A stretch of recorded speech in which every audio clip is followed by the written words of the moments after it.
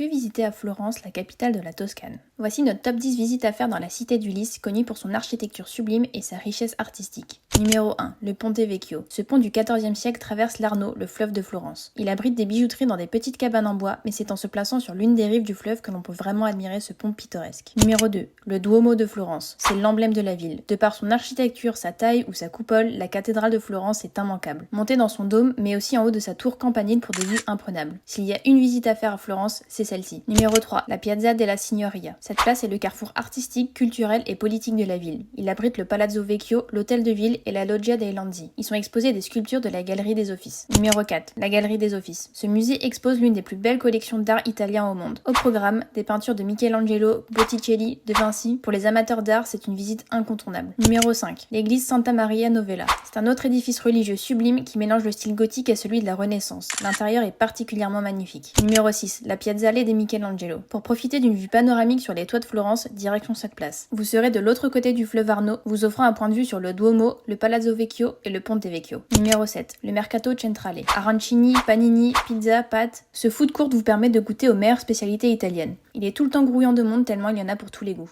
Numéro 8. La Galerie de l'Académie. Au même titre que la Galerie des Offices, ce musée témoigne de la richesse artistique florentine. L'œuvre emblématique de ce musée, le David de Michelangelo, sculpture haute de 5 mètres. Numéro 9. La basilique Santa Croce. Cette église a la particularité d'être considérée comme le Panthéon de Florence. En plus d'être sublime, elle abrite également les tombes de personnalités italiennes comme Galilée ou Michel-Ange. Numéro 10. Les jardins de Boboli. Pour une pause nature, direction les jardins de Boboli, situés derrière le Palazzo Pitti. Les parterres de fleurs et fontaines illustrent parfaitement le romantisme de Florence. L'ambiance y est presque féerique. Tous nos conseils, bons plans et billets sur partirenvoyage.com.